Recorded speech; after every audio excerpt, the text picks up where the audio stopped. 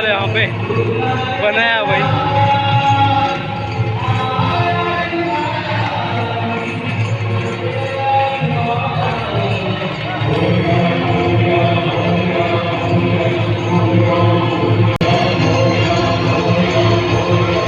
Sector 3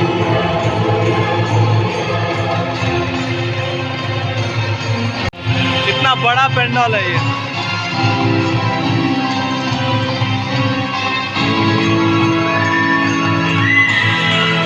देश के प्रधानमंत्री माननीय नरेंद्र मोदी जी के हाथों से यहाँ पे उद्घाटन है।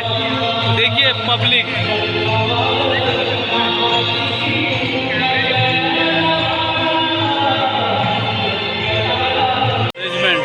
अरेंजमेंट फॉर इनॉग्रेशन नई मुंबई एयरपोर्ट।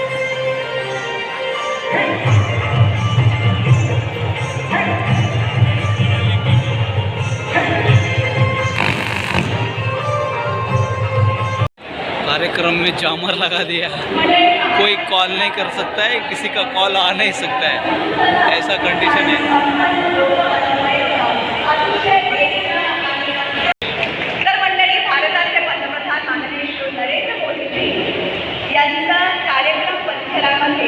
अगदी अल्पावधीत आगमन होईल आणि ते सर्वप्रथम माननीय मुख्यमंत्री श्री एकनाथ शिंदे और माननीय मुख्यमंत्री श्री अजीत दादा पवार जी की अगुवाई में कार्यरत महाराष्ट्र सरकार ने इसी श्रृंखला के तहत अनेक परियोजनाओं को संकल्पित किया है। त्यामध्ये डिजिटल कोरोनाच्या माध्यमातून त्यानंतर टर्मिनल स्क्रीनला भेट देऊन पाहणी करणे अंतर्गत विकसित केलेला आहे।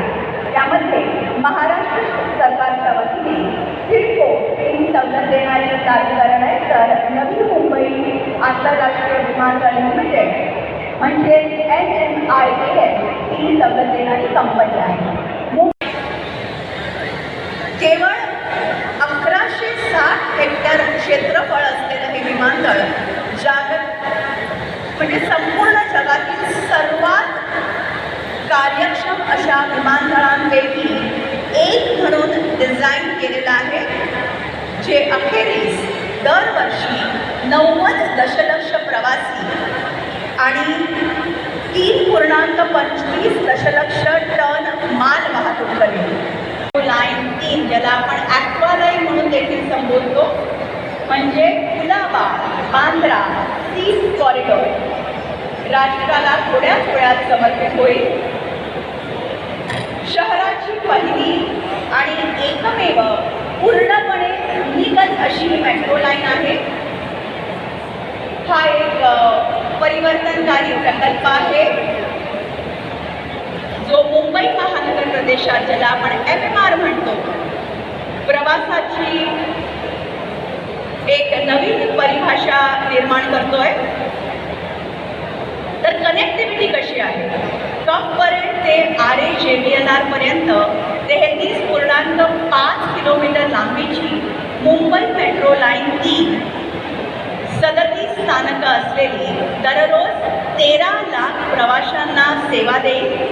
दर 5 मिनिटांनी 8 डब्यांच्या गाड्या धावतील, ज्या प्रत्येक दिशेने प्रति तास 72,000 प्रवासी वाहून नेण्याला सक्षम आहेत। मेट्रो 3च्या अंतिम टप्प्यात सायन्स सेंटर ते कप परेडपर्यंत 10.99 किलोमीटर लांबीची 11 भूमिगत स्थानकं आहेत, जी 12,195 कोटी रुपये खर्चून बांधण्यात आलेली आहे।